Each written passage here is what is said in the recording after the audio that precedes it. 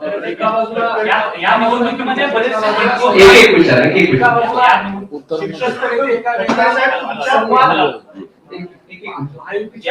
नेते एका बाजूला संवाद समन्वयाची भाषा करतायत, परंतु दुसऱ्या पातळीतले नेते मात्र एकमेकांच्या पक्षांवरती आरोप करतायत. अब्दुल सत्तार यांनी तर थेट भाजपवरती आरोप केला की भाजपचं मुर्ख छाटतंय. या नेत्यांना काही समज दिली जाणार आहे की या संदर्भात भूमिका काय असणार आहे? नाही, ह्या विषयासंदर्भात कालच आदरणीय शिवसेनेचे मुख्य नेते एकनाथ शिंदे साहेबांनी मराठवाड्यातील आणि छत्रपती संभाजीनगरमधील जेवढे आमचे आमदार आहेत त्यांच्याबरोबर बैठक घेतली आणि या विषयासंदर्भातला खुलासा आमदार अब्दुल सत्तार यांनी प्रसार माध्यमांशी केलेला आहे.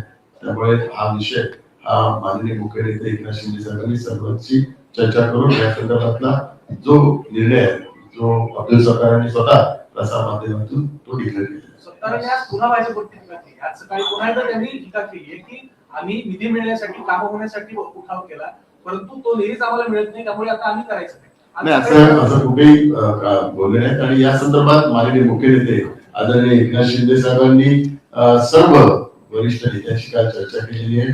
त्यामुळे छत्रपती संभाजीनगर संदर्भातला जो उमेदवारी अर्ज आहे ते अर्ज ते मागे घेतील. आणि आज जसं रवींद्र चव्हाण साहेबांनी सांगितले 17 उमेदवार जे अधिकृत उमेदवार आहेत ते माहितीचे उमेदवार आहेत. आता आम्ही पक्ष पातळीवर ही निवडणूक लढवत नाही, ही निवडणूक आम्ही माहितीच्या माध्यमातून लढवत आहोत. त्यामुळे जे 17 उमेदवार आहेत ते माहितीचे उमेदवार आहेत. ते काय भारतीय जनता पार्टी, शिवसेना, राष्ट्रवादी असे उमेदवार म्हणून आहेत, ते आता माहितीचे उमेदवार म्हणून निवडणूक लढवत आहेत. त्यामुळे माहितीच्या सर्व पदाधिकाऱ्यांची जबाबदारी आहे या 17 ते 17 उमेदवारांना विजयी करायची.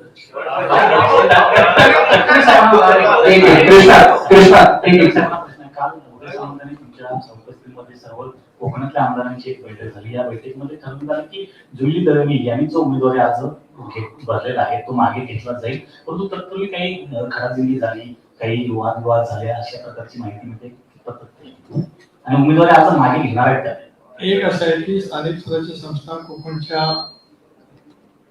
उमेदवारीच्या संदर्भात मी आदरणीय देवेंद्रजींचे आभार मानले, आताही मानतो. शिंदे साहेबांचे सुद्धा मी मनापासून आभार मानतो की या सगळ्या बाबतीमध्ये ज्या वेळेला केंद्रीय नेतृत्वाने निर्णय दिला तर त्याचं पूर्णपणाचं समर्थन या नेतृत्वाच्या माध्यमातून त्या ठिकाणी झालं. खरं आहे की काल उदय सामंत यांच्या सोबत माझी बैठक झाली. उदय सामंत त्या ठिकाणी होते, गोकाले होते, महेंद्र थोरे होते, निलेश राणे होते, राजन साळवी होते, त्याच्यानंतर उदय सामंत यांचे बंधू आमदार किरण सामंत त्या ठिकाणी होते, रायगड जिल्ह्यातील सुद्धा आमदार त्या ठिकाणी होते.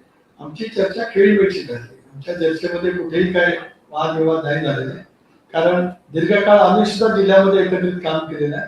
आणि कालच सूचित करण्यात आलं, कारण जसं शिंदे साहेबांनी त्यांना सूचना दिल्याप्रमाणे ते अर्ज मागे त्या ठिकाणी घेणार आहे. अनेक ठिकाणी बंडखोर जे आहे ते नॉट रिचेबल होत असल्याचं पाहायला मिळते. खास करून नाशिकमध्ये भाजपचे बंडखोर जे आहेत गणेश गीते ते आता नॉट रिचेबल झालेले आहेत. त्यामुळे ते उमेदवार अर्ज मागे कसे घेणार आणि उमेदवार अर्ज ते कायम ठेवतील असं म्हटलं जाते. दुसरीकडे संजय राऊतांनी विधान केलं आहे की त्याच ठिकाणी शिवसेनेचा उमेदवार आहे तर त्या ठिकाणी आमचा मुख्य शत्रू हा शिवसेना शिंदे गट आहे असं त्यांनी म्हटलं आहे. एकंदरीतच भाजपला ते पाठिंबा देऊ शकत अशा कुठल्या बंडखोर आम्ही भाजपला पाठिंबा देऊ, शिंदे सेनेचे उमेदवार दराडेंचा पराभव करू.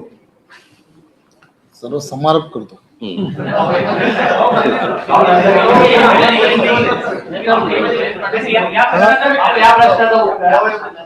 ते समारोपच करतो. आपल्याला सर्वांना माहित आहे या सर्व निवडणुकांमध्ये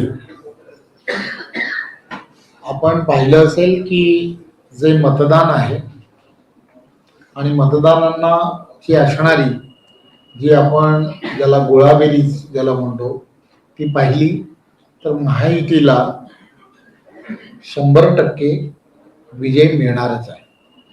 आणि आम्ही आमच्या बरोबर असणारे महायुतीतल्या प्रत्येक ज्यांनी अर्ज भरलाय त्या सर्वांशी चर्चा करणारच आहोत, चर्चा करतच आहोत. आणि चर्चा करून त्यांचे अर्ज जे बंडखोर दिसत आहेत असं वाटतंय त्यांचे अर्ज हे 100% मागे घेतले जातील याची आम्हाला तरी निदान पूर्ण खात्री आहे. त्यामुळे आम्हाला चिंता काय आहे, तर आम्हाला चिंता याची आहे की हे सर्वच्या सर्व आम्हाला आमच्या नेत्यांनी आज असं सांगितलं की तुम्ही तिघांनी जा आणि आज पत्रकार परिषदेमध्ये अधिकृत उमेदवारांची घोषणा करा. तर फक्त आम्ही आज त्यापुरतेच आलेलो आहोत. अधिकृत उमेदवार कोण आहेत, हे 17च्या 17 कोण आहेत, त्यांची आज घोषणा करावी म्हणून आज आम्ही इथे शेवटचा सुशांत.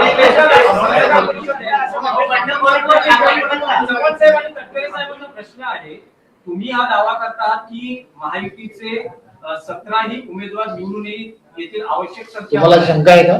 नाही, शंकेचा विषय हा आहे की अहिल्यानगर असेल किंवा पुणे असेल, तिथे जे तुम्ही उमेदवार निवडलेले आहेत, वर्षानुवर्ष काम करणाऱ्या कार्यकर्त्यांऐवजी पक्षात आदल्या दिवशी प्रवेश केलेल्या व्यक्तीला 24 तासात उमेदवारी जाहीर होते.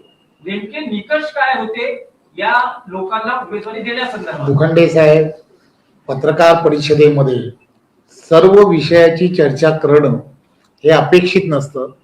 आजची पत्रकार परिषद अधिकृत माहितीचे उमेदवार कोण असावेत या संदर्भात आहे.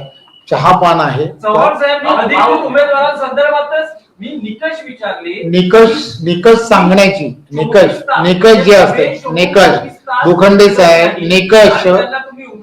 निकष विजयाच्या दृष्टिकोनातून निकष नाराजी असते, तर हे उमेदवार निवडताना निकष काय होते?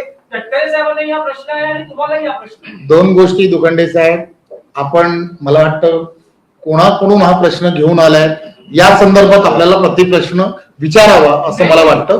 आपल्याला कदाचित कल्पना नसेल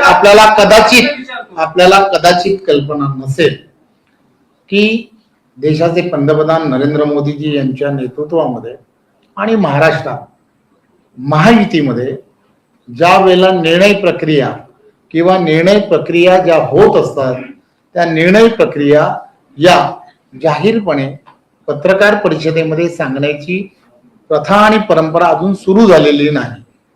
ती कदाचित विरोधी पक्षांमध्ये असेल, अजून महायुतीमध्ये सुरू झाली नाही. चालू झाली की तुम्हाला ती नक्की सांगू.